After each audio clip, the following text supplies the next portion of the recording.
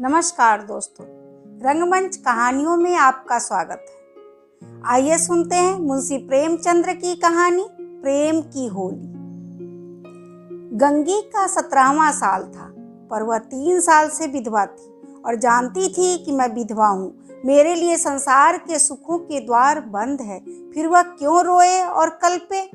मेले में तो सभी मिठाई के दोने और फूलों के हार लेकर नहीं लौटते।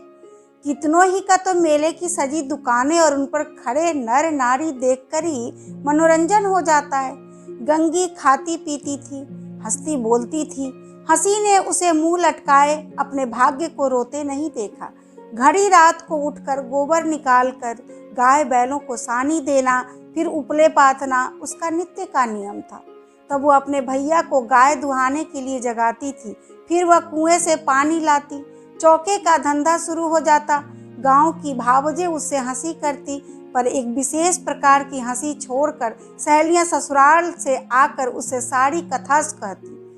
पर यह एक विशेष प्रसंग बचाकर सभी उसके वैधव्य का आदर करते थे। जिस छोटे से अपराध के लिए उसकी भावज पर घुड़कियां पड़ती, उसकी माँ को गालियां मिलती, उसके भाई पर मार पड़ती, वह उसके लिए क्षम्य था।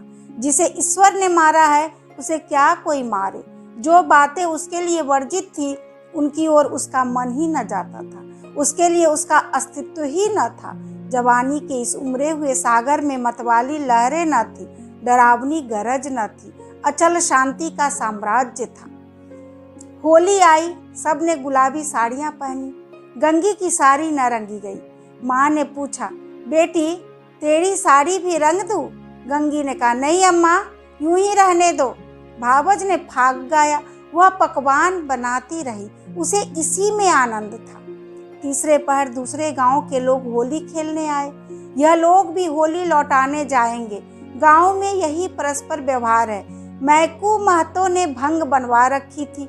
चरस, गांजा, माजूम सब कुछ लाए थे। गंगी ने ही भंग पीसी थी। मीठी अलग बनाई थी, नमकीन अलग। उसका भाई पिलाता था, वह हाथ धुलाती थी। जवान सिर नीचा किए पीकर चले जाते।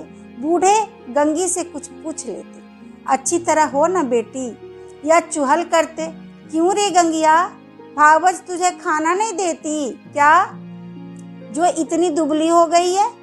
गंगिया हंस कर रह जाती। देह क्या उसके बस की थी, ना जाने क्यों वह मोटी हुई थी। भंग पीने के बाद लोग भाग गाने लगे। गंगिया अपनी चौखट पर खड़ी सुन रही थी। एक जवान ठाकुर गा रहा था। कितना अच्छा स्वर था, कैसा मीठा। गंगिया को बड़ा आनंद आ रहा था। माँ ने कई बार पुकारा, सुन जा, वह न गई। एक बार गई भी तो जल्दी से लौट आई। उसका ध्यान उसी गाने पर था। न जाने क्या बात उसे खींच लेती थी, बांध लेती थी। जवान ठाकुर भी बार बार गंगिया की ओर देखता और मस्त हो कर गाता। उसके साथ वालों को आश्चर्य हो रहा था, ठाकुर को यह सिद्धि कहाँ मिल गई। वह लोग विदा हुए तो गंगिया चौखट पर खड़ी थी। जवान ठाकुर ने भी उसकी ओर देखा और चला गया। गंगिया ने अपने बाप से पूछा, कौन गाता था दादा? मैकू ने कहा, कोठार के बुद्धू सिंह का लड़का है, गरीब सिंह। बुद्धू रीति व्यवहार में आते जाते थे। उनके मरने के बाद अब वही लड़का आने जाने लगा। गंगी, यहाँ तो पहले पहलाया है। मैकू, हाँ, और तो कभी नहीं देखा। मिजाज बिल्कुल बाप का सा है और वैसी ही मीठी बोली है। घमंड को तो छू नहीं गया। बुद्धू के बखार में अनाज रखने को जगह न थी, पर चमार को भी देखते तो पहले हाथ उठाते, वही उसका स्वभाव है। गोरू आ रहे थे। गंगी पगहिया लेने भीतर चली गई। वही स्वर उसके कानों में गूंज रहा था। कई महीने गुजर गए। एक दिन गंगी गोबर पात रही थी। सहसा उसने देखा वही ठाकुर सिर झुकाए द्वार पर से चला जा रहा है। वह गोबर छोड़कर उठ खड़ी हुई। घर में कोई मर्द ना था, सब बाहर चले गए थे। यह कहना चाहती थी, ठाकुर बैठो, पानी पीते जाओ, पर उसके मुंह से बात न निकली। उसकी छाती कितने जोर से धड़क रही थी। उसे एक विचित्र घबराहट होने लगी। क्या करे, कैसे उसे रोक ले। गरीब सिंह ने एक बार उसकी ओर ताका और फिर आंखें नीची कर ली। उस दृष्टि में क्या बात थी कि गंगी के रोए खड़े हो गए। वह दौड़ी घर में गई और माँ से बोली, अम्मा, वह ठाकुर जा रहे हैं। गरीब सिंह, माँ ने कहा, किसी काम से आए होंगे। गंगी बाहर गई तो ठाकुर चला गया था। वह फिर गोबर पाथने लगी, पर उपले टूट टूट जाते थे। आप ही आप हाथ बंद हो जाते, मगर फिर चौंक कर पाथने लगती। उसे कहीं दूर से उसके कानों में आवाज आ रही थी। वही दृष्टि आंखों के सामने थी। उसमें क्या जादू था, क्या मोहिनी थी। उसने अपनी मुख भाषा में कुछ कहा। गंगी ने भी कुछ सुना। क्या कहा यह वह नहीं जानती, पर वह दृष्टि उसकी आंखों में बसी हुई थी। रात को लेटी तब भी वही दृष्टि सामने थी। स्वप्न में भी वही दृष्टि दिखाई दी। फिर कई महीने गुजर गए। एक दिन संध्या समय मैकू द्वार पर बैठे सन कात रहे थे और गंगी बैलों को सानी चला रही थी कि सहसा चिल्ला उठी, दादा, दादा, ठाकुर आए हैं। मैकू ने सिर उठाया तो द्वार पर गरीब सिंह चला आ रहा था। राम राम हुआ। मैकू ने पूछा, कहाँ गरीब सिंह, पानी तो पीते जाओ। उतरा हुआ गरीब आकर एक माची पर बैठ गया। उसका चेहरा उतरा हुआ था। वह कुछ बीमार सा जान पड़ता था। मैकू ने कहा, कुछ बीमार थे क्या? गरीब, नहीं तो दादा। मैकू, कुछ मुंह उतरा हुआ है, क्या सूद ब्याज की चिंता में पड़ गए? गरीब, तुम्हारे जीते जी मुझे क्या चिंता है दादा। मैकू, बाकी दे दी है ना? गरीब, हाँ दादा, सब बेबाक कर दिया। मैकू ने गंगी से कहा, बेटी जा, कुछ ठाकुर को पानी पीने को ला। भैया हो तो कह देना चिलम ले जाए। गरीब ने कहा, चिलम रहने दो दादा, मैं नहीं पीता। मैकू, अब की घर की ही तंबाकू बनी है, स्वाद तो देखो, पीते तो हो। गरीब, इतना बेअदब न बनाओ दादा, काका के सामने चिलम नहीं छुई, मैं तुमको उन्हीं की जगह देता हूँ।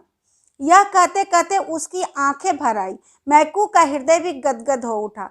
गंगी हाथ की टोकरी लिए मूर्ति के सामने खड़ी थी। उसकी सारी चेतना, सारी भावना गरीब सिंह की बातों की ओर खिंची हुई थी। उसमें और कुछ सोचने की और कुछ करने की शक्ति न थी। ओह, कितनी नम्रता है, कितनी सज्जनता, कितना अदब। मैकू ने फिर कहा, सुना नहीं बेटी, जाकर कुछ पानी पीने को लाओ। गंगी चौंक पड़ी, दौड़ी हुई घर में गई, कटोरा मांजा, उसमें थोड़ी सी राब निकाली, फिर लोटा गिलास मांझ कर शरबत बनाया। माँ ने पूछा, कौन आया है गंगिया? गंगी, वह है ठाकुर गरीब सिंह। दूध तो नहीं है अम्मा, रस में मिला देती। माँ, है क्यों नहीं, हाड़ी में देख। गंगी ने सारी मलाई उतार कर रस में मिला दी और लोटा गिलास लिए बाहर निकली। ठाकुर ने उसकी ओर देखा। गंगी ने सिर झुका लिया। यह संकोच उसमें कहाँ से आ गया? ठाकुर ने रस लिया और राम राम करके चला गया। मैक्यू बोला, कितना दुबला हो गया है। गंगी, बीमार है क्या? मैकू, चिंता है और क्या, अकेला आदमी है, इतनी बड़ी गृहस्थी, क्या करे।